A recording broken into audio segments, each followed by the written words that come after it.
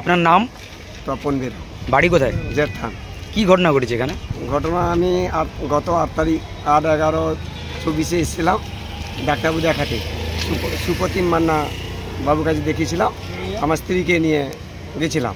স্ত্রী sugar patient ছিল, homeopathy চিকিৎসা অধীনে।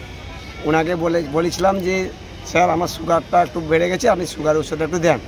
ও আমাকে বললো যে আয়ুর্বেদিক নাহলে কবিরাজি নাহলে গরু ডাক্তার কাছে চলে যাও, গরু ডাক্তার চিকিৎসা অধীনে যাও, ওখানে ভালো হয়ে যাবে। আমাকে এটাই বললো। তারপরে এই কথা শুনে সুকুমার মান্না ওই কোম্পানিটা ছিল, উনি বললেন তোমার বাড়ির জেঠানে গিয়ে ওখানে গরু চিকিৎসা কাছে দেখে নেবে। তারপরে আমার স্ত্রীকে সায়ন মিশ্র ওর আরেকজন কোম্পানিটার গলায় দেওয়ার জন্য আমাকে ইশারা জানায়, ওই ভিতরে যে গলায় ফাঁস লাগিয়ে দাও এমন একটা ইশারা করে। তারপরে আমি কিছু বললাম না, মোটামুটি আমি চলে যাই।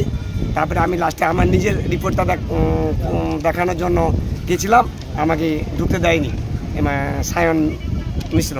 উনি আমাকে ঘাট ধাক্কা দিয়ে বের করে দেয়, আমাকে ঢুকতে দিল না।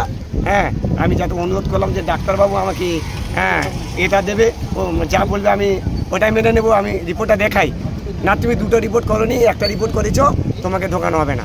যদিও আমি আমার মেয়েকে নিয়ে ঢুকলাম, আমি ঢুকতে গেলাম, সে আমার উপর রেগে আমাকে ঘাড় ধাক্কা দিয়ে বাইরে বের করে দিল। এবং সে নিজেকে বললো তুমি কি ডাক্তার নাকি, তুমি আমাকে যে এরকম বের করছো? ও বললো যে হ্যাঁ আমি ডাক্তার, তুমি কি করার আছে করে নাও, আমি ঊর্ধ্বতন কর্তৃপক্ষকে জানাবো।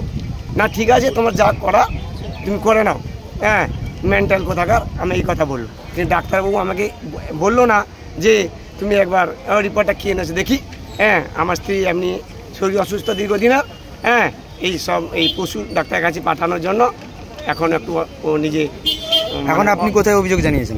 আমি সুপারিনটেন্ডেন্টের কাছে অভিযোগ জানিয়েছি। সুপার কি বললেন? সুপার বললেন